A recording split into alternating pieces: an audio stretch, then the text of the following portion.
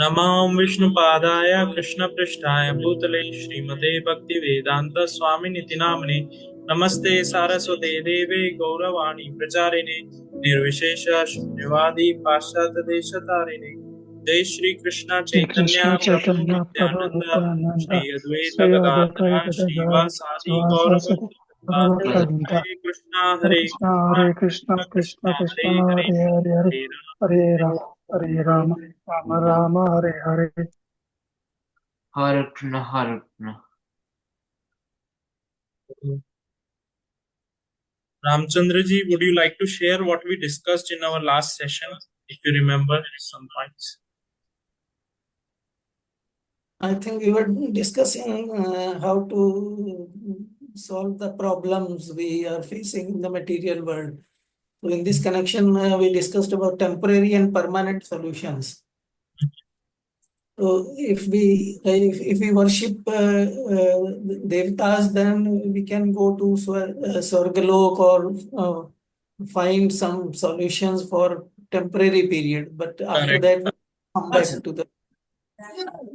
But if we worship Lord Krishna, then we permanently can go to Vaikuntha. So that will be a permanent solution. Correct. Wonderful. That will be permanent solution. So temporary solution is when we do worship of the devatas. So we can go to devalokas, or our problems are can be mitigated for a time being. But we are really want to make the permanent solution of our problem, then one has to take shelter of that Supreme Lord, Krishna.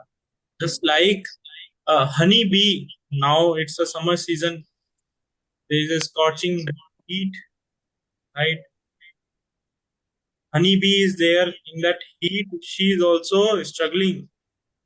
But as soon as that honey bee takes the shelter of a lotus flower is very big in shape, and lotus flower is completely in blossom, like blossoming. So in that lotus flower, when that honey bee takes the shelter, not only she is protected, that honey bee is protected by the sun rays, sunlight, she is also protected by the warm heat, just like Lou in summers we face Lou, right? So she is also protected by that Lu. Same way, when we take shelter of that Supreme Lord Krishna, we are protected from the blazing fire of this material existence, the suffering that we are going through in this material world. What all sufferings we go through is Adi Bodhik, Adi Devik, or Adhyatmik. Sufferings that are born through nature, sufferings that are born through some other living entity, and sufferings that are born through our own self. Each one of us are suffering in different ways. So how one can make permanent solution to this suffering is by taking shelter of that Supreme Lord. Just like a honeybee takes the shelter of a lotus flower. Right? So we also have to take shelter of that Supreme Lord. Further, we discussed one more verse. So, Nivedita ji, would you like to share what we discussed, if you remember? Sure, Prabhuji. There are four Varnas that were created by Krishna, and each of the Varnas had certain actions and responsibilities. But the people who are in Krishna consciousness are Vaishnavas who understand that there is one supreme Brahman called Krishna. And what Krishna says is that we should be just not running after our goal, but enjoying the process and the journey also. And you Correct. also spoke about one more thing, perseverance and resilience. You Hmm. say that as devotees, we should accept that we have no control, Hmm. and the root cause of our problems is our desire to control everything, either people Correct. or and actions, right? So detach yourself from outcomes and be resilient and perseverant. Serve Krishna irrespective of your situations and mental state, just like a Shudra would do, right? Please him, serve Hmm. him, and Krishna would help you reach your main goal, which is moksha. Correct. Wonderful. Very nice. So this continuing this Varna, Krishna mentioned Chaturvarna Maya Srishtam Guna Karma Vibhagasa. So this Chaturvarna, these four Varnas are established on the basis of Guna and Karma, qualities and activities that one performs. On that basis, one, I'll just pull out this Bhagavad Gita.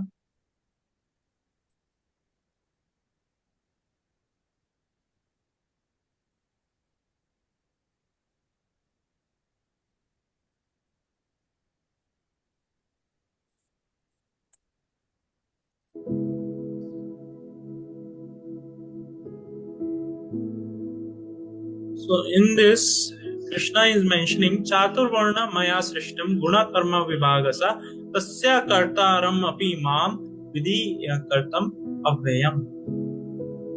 So here Krishna is clearly mentioning according to the three modes of material nature and work ascribed to them, the four divisions of human society were created by me. It is created by Krishna himself. And although I am the creator of this system, you should know that I am yet non-doer, being unchangeable. Last time this was the question, that how here Krishna is telling he is a non-doer, where in the third chapter he is mentioning that even I also perform the duties. I also perform duties to set an example in the society. But here Krishna is mentioning I am non-doer. So how it is? So how we can understand this is, Krishna is mentioning this because the thing is, just like many a times, suppose someone who is born in a poor family or who has no food to eat, or he is hardly able to maintain himself, sustain himself. So what happens? They blame Krishna. Or if they are born in low caste, or they are born from the birth itself, they are suffering. So they blame Krishna, that because of Krishna, because of that Supreme Lord, we are in so and so situation. A child who is born is not having food to eat, whereas there is a child who is born with silver spoon, golden spoon. What is the difference? A person who is not situated in proper knowledge, he may blame that it is because of Krishna. He has been partial. What is the fault of this newly born baby? Or what is the fault that I am born in a Brahmana family or I am born in a Shudra family? All that one may ask. So even though these four varnas are created by Krishna, but Krishna is not at all doer. It is not because of Krishna we are taking birth in particular family, particular varna, or particular caste. We are not taking birth based on those Krishna's arrangement. No. We are taking birth on what basis? On what basis we are taking? Someone would like to share? We discussed this in the introduction of Bhagavad Gita. I remember that we discussed this point in Bhagavad Gita introduction part. Yes. Anyone would like to share on what basis we take birth? Karma. Our karmas, Prabhuji. Karmas, okay. Yes. So we take birth on the basis of karma. This Krishna himself is confirming in Srimad Bhagavatam. What he is saying? Karmana deva netrena jantur deho utpataye striya pravishta udaram. Udaram means in the belly, striya means in a womb of a woman, that jiva enters. How it enters? Pumso Reta Karnashraya. Karnashraya means taking the shelter of the seaman, that Jiva enters into the womb of a Striya, into the womb of a woman. So what Krishna is saying, under the super vision of that Supreme Lord, Deva Nitrena, Karmana Deva Nitrena. Deva Nitrena means under the supervision of that Supreme Lord, according to the result of his work, Karmana, according to the result of his work, the living entity, Jantur, means the living entity or the soul or the Jiva is made to enter into the womb of a woman. Pravishta means enter, Striya means woman, Udram means into the womb of the woman through the particle of male semen, Pumso, Reta Karnashraya, to assume particular type of a body. A person is forced, or a Jiva is forced or is made enter into the particular body and assumes that particular body of a hog, of a child, maybe rich, poor, what kind of background we don't know. We don't choose that thing. That thing is basically based on our birth. Based on our karmas. What kind of karma that we have performed and that we are performing. Suppose this life, what kind of karmas that we are performing, on those basis we are going to take birth in our next life. We are going to take birth in our next life. So we'll continue with the next verse. So next verse, this is what Krishna is going to mention.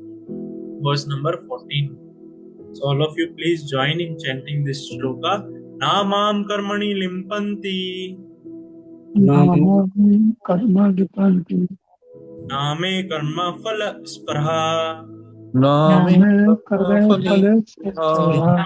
Iti mamyo bijanati. इति मामयो विजानाति Karma bhirna sabadhyate. कर्मभिर्न सुबुध्यते. Yes, anyone would like to chant this shloka? नमं कर्माणि लिप्पन्ति न मे कर्मफले स्पृहा इति मं जानाति कर्मभिन्न स बध्यते. Wonderful. Yes, someone else? न मां कर्माणि लिम्पन्ति न मे कर्मफले स्पृहा इति मां यो विजानति कर्मभिर्न स बध्यते. Wonderful. Someone else? नामं कर्माणि लिम्पन्ति नामे कर्मफले स्पृहा इति मम विजानाति कर्मभिर्नासा बध्यते. Wonderful. Yes, someone else? न माम कर्माणि लिम्पन्ति न मे कर्मफले स्पृहा इति मां यो विजानाति कर्मभिर्न स बध्यते. Wonderful. Yes, someone else? All right. नमाम कर्माणि लिम्पन्ति न मे कर्मे फले स्पृहा इति मां यो विजानाति कर्मभिर्न स बध्यते. Yes, someone else? नामं कर्माणि लिम्पन्ति न मे कर्मफले स्पृहा इति मम यो भजन्ति कर्मभिर्न स बध्यते. Wonderful. Yes, someone else? All right. We'll read the translation. There is no work that affects me, nor do I aspire for the fruits of action. One who understands this truth about me also does not become entangled in the fruitive reactions of work. So here, previous verse, Krishna is mentioning about Chaturvarna Maya Srishtam. So in Vishnu Purana, it comes, I just read out, it is mentioned Varnashrama Charavata Rushena Parapuman. Vishnu aradhyata pantha nanyata tattosha karanam. What does that mean? The Supreme Personality of Godhead, Lord Vishnu, is worshipped by the proper execution of prescribed duties in the system of Varna and Ashrama. Means Krishna or Vishnu can be worshipped just by performing our prescribed duties as per our Varna and Ashrama.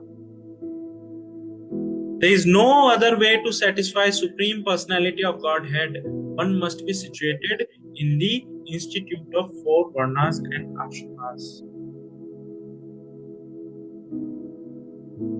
Means Krishna has created this entire creation. It is working under his direction, just by his glance, just like in a company, that owner or MD, chairman, boss is there. Just by his little indication, all the employees will start running here and there to fulfill his desire or to act as per his wish. Same way, Krishna, who has created this entire creation, he has made a system of Varna and Ashrama. And a person who acts as per his Varna and Ashrama, he is indirectly or directly engaged in the service of the Lord. That was the Varna Ashrama system. But over a period of time, that Varna Ashrama system was completely destroyed because of lot of invasion, or person who were leading the society, they were not qualified. Contamination of the people. That Varna Ashrama system is destroyed. So now, gradually, especially if we see Prabhupada, he is establishing Devi Varna Ashrama system. Devi Varna Ashrama system is a system where everyone is engaged as per their abilities and capabilities in serving that Supreme Lord. If someone has a capacity, like if someone is a cook, he is engaged in serving as a cook, cooking for the Lord. If someone is an artist, he is engaged in making drawing or art or sketches for the Supreme Lord. So like that, everyone is engaged in serving that Supreme Lord. Even though there are a lot of people, like in our society, we see there are a lot of people in our temple, there are a lot of people from different backgrounds, from different upbringings, but still all the people are living in a peace and harmony because their interest is to serve Krishna. Their interest is to serve Krishna. Just like many a times, what happened, based on our upbringing, our opinion changes. Our opinion changes. It is depend upon our upbringing and the environment we have been brought up. Just like a child is there whose environment or upbringing has happened in a terrorist camp. They are engaged in killing the people day and night. They are firing, playing with guns, and all that is happening. So his opinion are based on his upbringing. Whereas a person who is brought up in among civilized men, his upbringing is different. So our upbringing, all these things changes based on our opinions, changes based on our upbringing and our environment. Whereas this nature is not going to spare because our upbringing were different. Just like a child is there, child is going to touch the fire. So fire is not going to, oh, this is a small cute child, so nice, so innocent, I'll not harm this child. No, child will get hurted by that fire. Right? Same way, if we don't follow the rules and regulations that are established by that Supreme Lord Himself, Krishna mentions the one of the purpose of Krishna to appear is Dharma Samsthapana Arthaya Sambhavami Yuge Yuge. Krishna appears to establish the religious principles in the society. If we don't follow those religious principles, then there is no excuse. Just because we were not aware, just like ignorance of law has no excuse. Suppose you are on the road. Now you know how to drive in India. In India, you drive on the left side of the road. You go to US, and you again drive on the left side of the road. You will not be excused. You cannot say that I have been trained to drive in the left side of the road, so let me drive here on the left side of the road. You will not be excused. They will say, sir, you have come to US, so you should follow US rules. Same way we are in this creation. This creation is Krishna's creation. Krishna has created this creation. So he has brought these rules and regulations. And here Krishna is clearly mentioning that I am not affected by these rules and regulations. What he is telling, there is no work that affect me. What happens when we perform certain work? There is a reaction to it. For an action, there is a reaction. There is a reaction. But for Krishna, there is no reaction at all. Whatever work Krishna performs, there is no reaction at all. One who understands this truth about me also does not become entangled in the negative reactions of work. Many a times, this is one of the very important shloka of Bhagavad Gita. Many a times, we hear arguments or we hear certain,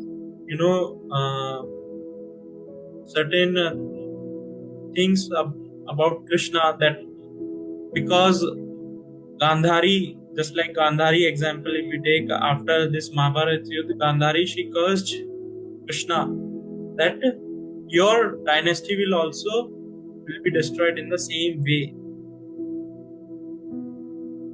For a person who is not properly situated in knowledge, he may consider that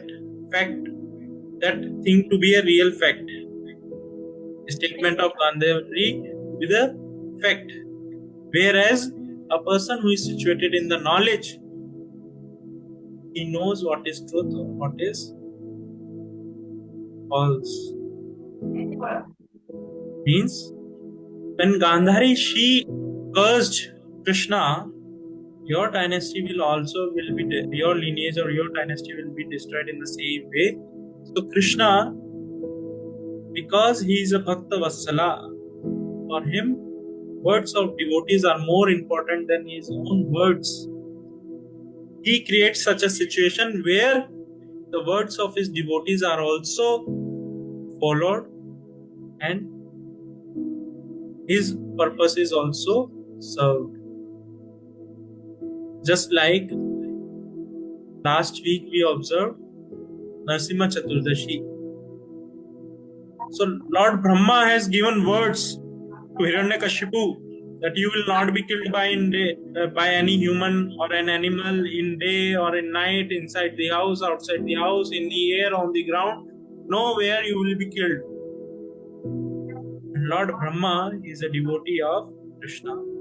So Krishna, to keep the words of Lord Brahma, he fulfilled all those aspects and he appeared and killed Hiranyakashipu the way he cannot even imagine. So both the purposes solved. Words of Brahma is also valued and Hiranyakashipu is also killed. Same way here, Gandhari words are also valued and Krishna has to wind up his pastimes because Krishna has come along with his associates. This Yadu dynasty, all the people are Krishna's associates, personal associates. Just like a president of US visits India, he will come along with his associates, with his entourage, lot of people, his own team members, all those personal servants, all those people will also come to India. Same way when Krishna appears, he appears along with his associates. And now these associates are not ordinary associates. You, and none of the people can even touch and kill them. So how they have to wind up their pastime? How they will leave this planet? So Krishna arranged, okay, you kill among yourself, because nobody can kill you. Outside people cannot kill you. So better you kill among your own self. So through Gandhari, both the purpose were served. Because they have to wind up their pastime, they have to return back to their abode, and Krishna has to value the words of Gandhari, who is also a devotee of Krishna. So we'll read this purport and then further we'll discuss in detail. As there are constitutional laws in the material world stating that king can do no wrong, or that the king is not subject to the state laws. Similarly, the Lord, although he is the creator of this material world, is not affected by the activities of the material world. Krishna, he is the Sarvaloka Maheshwaram, he is the Lord of all the lokas. Entire creation is working under his direction. Just like, very crude example, if we take, an owner is there of some organization or company. He has created the entire company. Simple employees' rules, some employees' rules will not be implemented to him. Means, suppose an employee is supposed to start his office or supposed to reach office to 9 o'clock or 10 o'clock. He has to, on sharp 9 o'clock or 10 o'clock, he has to reach. Whereas owner is coming 11 o'clock, 12 o'clock, he is not bound by such rules and regulations. Why? Because he is the owner. He can come 11 o'clock, he can come 10 o'clock, he may come 1 o'clock. It is his company. He is not bound by such rules and regulations. Same way, because there is a creation, in this creation there are rules and regulations, and we are the part of this creation. All jivas has been sent here. So we have to abide with these rules and regulations. Whereas Krishna, who is the creator, he is free from all those rules and regulations. For us, we perform any work, there is a certain reaction. We perform any action, there is a certain reaction. But for Krishna, if he is stealing the butter, there is no reaction. There is no reaction at all. Krishna, when he is stealing the butter, he is glorified. And not only that, he is also stealing the sin, papa, of the living entities, of those associates or devotees. Raje Prasiddham Navanita Choram Chora Gragarnam Purusham Namami. In entire Raja, he is very famous by Navanita Chora, means thief of butter. And not only that, he is stealing away the sin. And not only that, he is stealing the heart of his devotees. And such a thief, such chore is not even heard.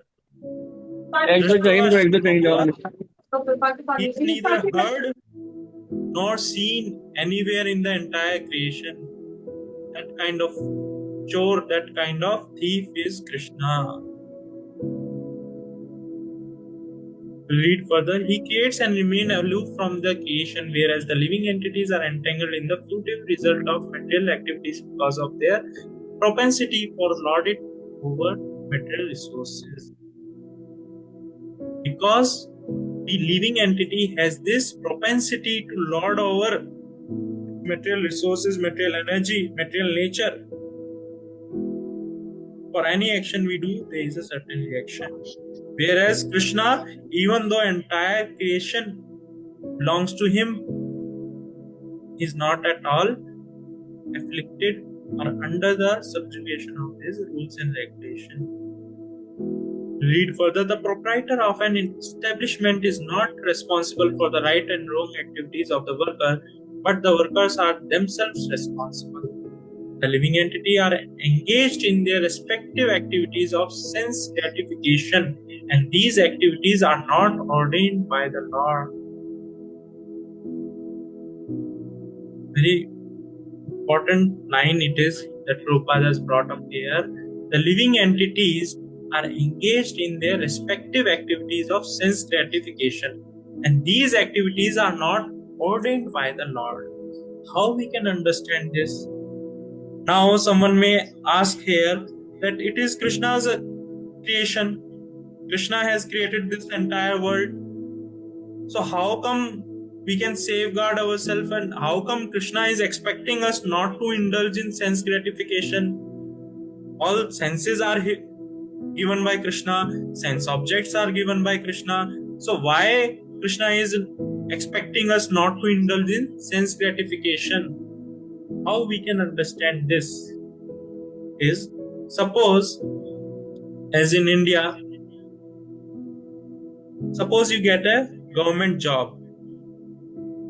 Now government job you have got, government is expecting from you that you will do your job with honesty. Whatever responsibilities you have been entrusted with, you are going to follow without any deviations or without any adulteration. But as we know, many of the government officers, they get corrupted. Why? Because of their greed. They want some bribe to perform their authorized work. Same way, these senses has been given to us, as Krishna has mentioned in the second chapter, end of the second chapter, that what are the qualities of Sthita Prajna that Arjuna is asking. In that, Krishna is mentioning such person who is Sthita Prajna, he engages. Here Krishna has given an example of a tortoise. How a tortoise utilize the limbs when it is required. Same way, a person is supposed to utilize his senses in the service of that Lord, Supreme Lord, so that that person or that jiva can come out of the cycle of birth and death. But what happens? Out of ignorance, we indulge in sense gratification and we implicate or complicate our own life. So Krishna is expecting us to act very responsibly, to act in a very civilized way. For advancement of sense gratification, the living entities are engaged in the work of this world and they aspire to heavenly happiness after death. The Lord, being full in himself, has no attraction for so-called heavenly happiness. The heavenly demigods are only his engaged servants. The proprietor never desires the low-grade happiness such as worker may desire. He is aloof from material action and reaction. For example, the rains are not responsible for different type of vegetation that appear on earth. Although without such rains, there is no possibility of vegetation growth. Vedic Smriti confirms this fact as follows. Very wonderful example Prabhupada has mentioned here. Just like rain are not responsible whether this field, there are suppose cluster of fields are there, is not responsible. Rain is not responsible that in that field sugarcane is growing or wheat is growing or rice is growing. Rain is not responsible. So who is responsible then? Seed is responsible. What kind of seed you have sown into that particular field, that kind of crop you are going to yield. You cannot blame the rain. Same way, We cannot blame Krishna for our sufferings. We cannot blame. Just like these crops cannot grow without the presence of rain. Rain is required so that there is a nice yield is there. Crop can grow nicely. Same way, without Krishna, this creation has no meaning. This creation will not run. Even to blink our eyelid, which is a voluntary action, sanction of Krishna is required. We cannot blink even our eye without presence of Krishna as a Paramatma. We cannot digest our food without presence of Krishna as a Paramatma in our heart. Many a times we take a lot of pride. I am the doer, I am the doing, because of me things are happening, things are working. But boss, you cannot even digest your own food, not to speak of your own sweat and blood that you say it is my hard-earned money. You cannot even digest your own food. It's Krishna who is facilitating out of his causeless mercy that food is getting digested. Same way, without Krishna's mercy, without Krishna's presence, this creation cannot run. But whatever reactions we are having is because of our karma. Just like whatever crop is grown in that particular field is based on the seed sown on that particular field. Same way, whatever particular activities we perform, based on that we get or receive the reaction of it. We get the reaction of it. In this process, there is no at all Krishna is. Even though everything is happening under the direction or under the supervision of Krishna, but he is not to be blamed. It is our choice that we have made, and because of our own choice, we are in that particular situation. We'll continue further. In the material creation, the Lord is the supreme cause, only supreme cause. The immediate cause is material nature by which the cosmic manifestation is visible. The created beings are of many varieties, such as demigods, human beings, and lower animals, and all of them are subject to the reaction of their past good and bad activities. The Lord only gives them proper facility for such activity and regulation of the mode of nature. But he is never responsible for their past and present activities. So here clearly it is mentioned. What it is mentioned? That Lord is not responsible. Only what he is doing, he is facilitating through the modes of material nature. It is we who are responsible. Lord is just facilitating us. Lord is just facilitating us through modes of material nature.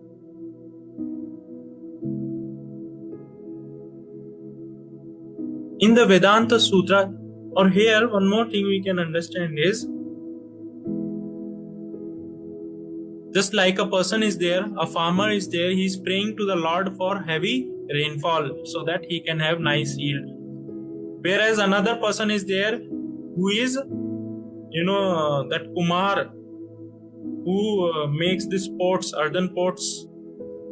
He is praying, my Lord, there should be sunny, nice sunlight should be there. Nice sunlight should be there so that all these pots can dry. So one place this is praying, one place that person is praying, both are praying.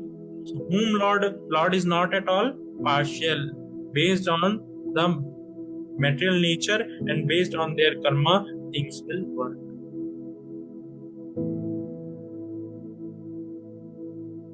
Right? We'll move further. In the Vedanta Sutra, it is confirmed that the Lord is never partial to any living entity. The living entity is responsible for his own acts. The Lord only gives him facility, the agency of material nature, the external energy, Anyone who is fully conversant with all the intricacies of this law of karma or fruitive activities does not become affected by the result of this activity. In other words, the person who understands this transcendental nature of Lord is an experienced man in Krishna consciousness, and thus he is never subjected to the law of karma. See, very nice point Prabhupada has made here. We'll read further, then we'll understand. One who does not know the transcendental nature of Lord and who thinks that the activities of Lord are aimed at fruitive activities, as are the activities of the ordinary living entity, certainly becomes entangled himself in fruitive reaction, but one who knows the supreme truth is liberated soul fixed in Krishna consciousness. So here very nice point Prabhupada has mentioned is a person who is experienced here. In other words, the person who understands the transcendental nature of Lord is an experienced man in Krishna consciousness. Is never subjected to the laws of karma. So, a person is there who is practicing Krishna consciousness, or there is another person who is engaged in different kind of activities, his own activities based on his bodily conception of life. There is a difference between both of them performing the duties or acting on that particular plane. Just like a doctor is there, a doctor knows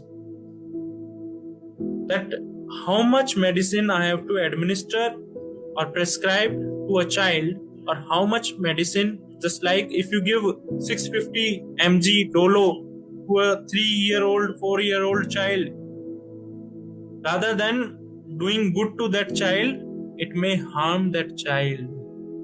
So what doctor will say, you give only half or you give 1/4 of that medicine to the child. Same way, what kind of activities, like all of us has to perform activities. Even Krishna in the 6th chapter, very beginning of 6th chapter, Krishna is mentioning anashrita karam param karyam karam karoti ya sa sannyasi cha yogi cha aniragni nacha kriya. Whatever, even a yogi, a sannyasi has to perform the activity. It is not like he is not going to light the fire and he will be able to maintain. No, he also has to perform the activity. So even though a person who is working in Krishna consciousness, or a person who is working for his own body or his family, the reactions are different. How? That Krishna is going to explain in the next verse. Just like if you see, for a person in general, this Mahabharat battlefield, this Kurukshetra, this Mahabharat Yudh is like a battle of a property, kingdom, that these Kauravas and Arjuna, they are fighting for a piece of land, for a kingdom. But it is not so. It is a dharma yuddha. To establish dharma, this battle is arranged by the Lord himself. Why? Because to spread dharma, you need an authority. Yudhishthir Maharaj should acquire such responsible, authoritative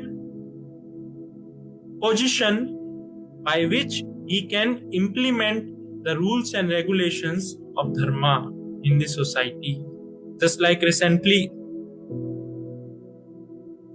among ISKCON, this ISKCON Bangalore group of temples and ISKCON Mumbai, even though in the Supreme Court it was portrayed as it is a matter of property, but it is not a matter of property. That legal actions or whatever battle it is not for some piece of property. It is completely for establishing the dharma, to keep the parampara intact, to keep the intention of the parampara intact. This is what Krishna is mentioning in the beginning of fourth chapter. Evam parampara praptam idam rajarishyo vidu sa kalena mata yogo nashta parantapa. This knowledge is coming down in the parampara, but over a period of time, due to adulteration, over a period of time, this knowledge has been destroyed or corrupted. That's why Arjuna, I am giving this knowledge again. So to keep that parampara intact, this dharma yuddha has to be fought. Just like 5,000 years back, this dharma yuddha between Kauravas and Kauravas and Pandavas were fought.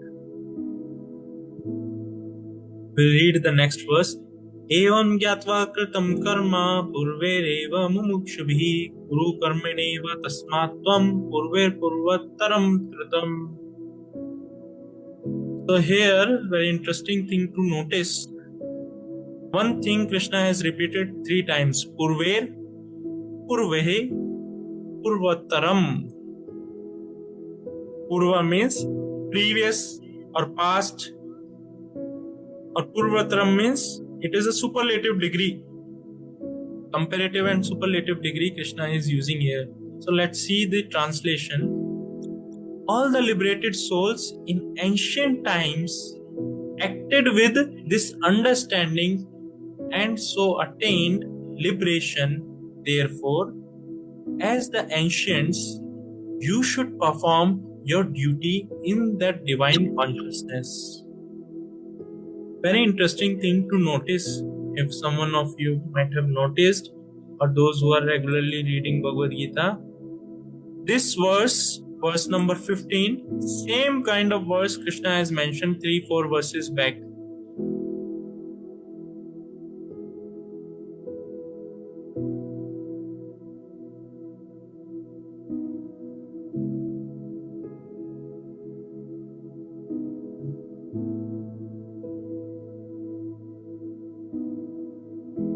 Here, this one, no? In the past, being freed from attachment, fear, anger, fully absorbed in me, taking refuge in me, many person in the past became purified by knowledge. Many person in the past, they have also got purified by this knowledge and getting free from attachment, fear, and all those things. Here also Krishna is mentioning similar thing. All liberated souls in the ancient time acted with this understanding, so attained liberation. Liberation means to get out of the bondage of this material world or material nature. Even though one may reside in this material world, he can be liberated. How? Because he is free from the bondage of material nature. Therefore, as the ancient, you should perform your duty in this divine consciousness. Krishna is mentioning, or he is requesting, you should perform your duty in this divine consciousness. What is that? That we will try to understand. To purport. There are 2 classes of men. Some of them are full of polluted material things within their heart, and some of them are materially free. Materially free.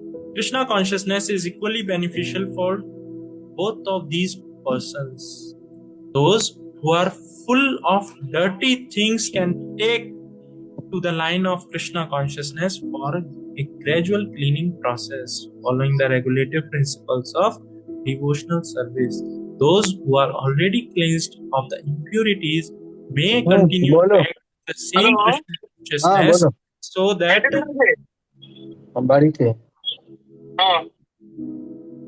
that others may follow their exemplary activities and thereby be benefited.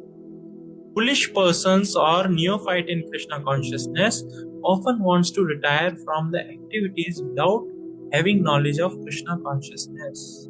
Arjuna's desire to retire from the activities on the battlefield was not approved by the Lord. One need only know how to act. To retire from the activities of Krishna consciousness or to sit aloof, making a show of Krishna consciousness, is less important than actually engaging in the field of activities for sake of Krishna. Arjuna is here advised to act in Krishna consciousness, following in the footsteps of Lord's previous disciple, such as sun god Vivaswan, as mentioned herein before. The Supreme Lord knows all his past activities as well as those of person who acted in Krishna consciousness in the past. Therefore, he recommends the acts of the sun god who learned this art from the Lord some millions of years before. All such students of Lord Krishna are mentioned here as past liberated person engaged in discharge of duties allotted by Krishna. So here very important thing one can understand is Krishna is setting an example or giving or bringing a concept or endorsing a concept of following the footsteps of acharyas, liberated souls, mahajanas. Mahajana, gatastha pantha. By following the footstep of such mahajanas, one can attain liberation, one can attain perfection in his life. Mahajanas are those who set example in the process of bhakti yoga, and by following their example, one can attain perfection or liberation in this very life. Such Mahajanas are Brahma, Lord Shiva, Bhishma, Janaka, Kumaras, Narada. All these are the Mahajanas. When a person follow the footsteps of such Mahajanas, he can make advancement in his bhakti yoga. Also, when a person follow, like many a times, being a neophyte, we are like, I and Krishna is there. We are not at all bothered about anyone else. Why Guru is required, why Acharyas are required, why all these things are required.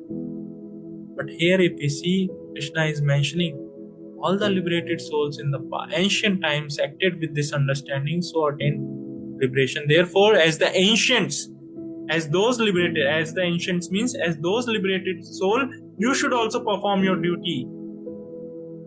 Arjuna, you should also perform your duties. Means you should also follow the footsteps of those ancients, those liberated souls. And by following those liberated souls, by following their footsteps, one can easily come out. How? One should have this divine consciousness. What is this divine consciousness? Divine consciousness means one should, whatever work one may perform, he should be absorbed in serving or remembering Krishna. Just like after a few verses, probably maybe in next few chapters, Krishna mentions Mam Smrana Yuddhacha. You remember me and fight. Same way, when we always remember Ananyas Chintayanto Mam, He Jana Paripaste, when we are always absorbed in thinking of Krishna and act or perform our duties, either it may be material duties for that matter, we can be free from the reaction of it. One can get free from the reaction of such material activities also. For an example, if you are drinking water, Krishna is mentioning that I am the taste of water. So while drinking water, one can remember Krishna. Suppose you are doing cooking. So when you cook, if you observe that how that fire enables various ingredients when you are using in the cooking, those various ingredients, when they are heated, they release certain kind of aroma, certain kind of fragrance, certain kind of juices. If you are cooking some vegetables, certain kind of juices are coming out of those vegetables or fruits when you are heating them up. Same way, when we engage ourselves in Krishna's service, in devotional service, our feelings, our emotions, our devotion for Krishna will arise. When we are engaged in his practical devotional service. What is that practical devotional service? Engaging in chanting the holy name of the Lord, engaging in hearing the pastimes, hearing the instructions or Bhagavad Gita of the Lord, engaging in visiting temple, having darshan of the Lord, cleaning the temple, all such various activities when we engage ourselves, these are known as practical devotional service. When we engage ourselves, just like vegetable or certain such ingredients release the aroma, release the juices, same way our emotions, our bhakti, our real devotion to Krishna can be arise. Just like when you are walking, when you are walking, you when you walk, if you that next step you will keep only when you find it is a stable surface. You will not lift your previous leg, or the leg which is behind. You will not lift that leg until and unless you are assured of that stability or that reliability. You will not take next step. Just like in if some of you might have visited this Rishikesh, there is a Ram Jula, Lakshman Jula, which when you walk, they little bit swings like vibration and all that. So many of us get scared by walking on this that footpath. Oh, sorry, foot over bridge, Lakshman Jula and all. Why? Because this is not stable. When you go in aircraft, you always long when it's going to land, when it's going to land. Why? Because you are not situated on a stable ground. Same way in our life, only stability we can get or only reliability we can get when we are depending upon Krishna. When we depend upon Krishna, then only we can expect the reliability and stability in our life. Otherwise, whatever we may try to do, even though we may accumulate so much of wealth, so many of things we may try to have, so many of relationships, so many of wealth, so much of health and all, everything we try to maintain, but until and unless dependency upon Lord is not there, we cannot be free from fear or anxiety. Just like an example of that, Michael Jackson, he made all the arrangements, but what happened?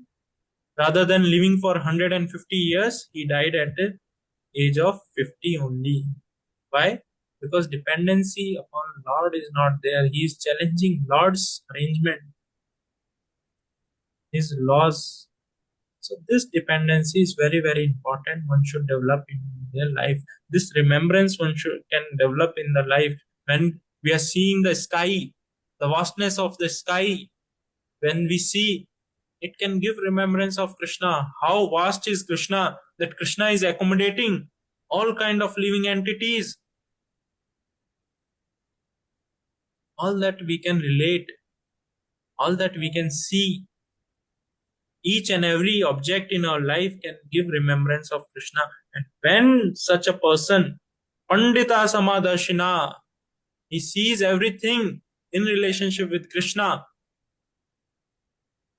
he is liberated. He can be free from all kind, and such divine consciousness Krishna is expecting from each one of us to develop. And Krishna has descended for that purpose itself. He does not require anything from us. Lakshmi Sahasra, thousands and lakhs and crores of Lakshmis are engaged in his service. But when we ourselves, out of love and devotion, engage in Krishna's service, one can get free from all kind of material entanglement and attain perfection and liberation in the very life. So with this, we close here. If anyone has any question or anything to ask or share, please feel free to ask or share.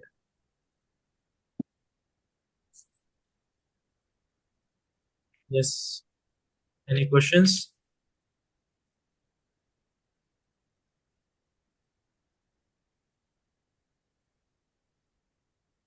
All right. So we'll do the chanting. All of you can take out your chanting beads.